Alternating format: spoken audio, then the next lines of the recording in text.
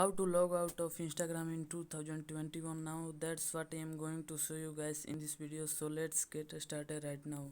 And that's basically it is super easy to, and you can do it in 30 seconds.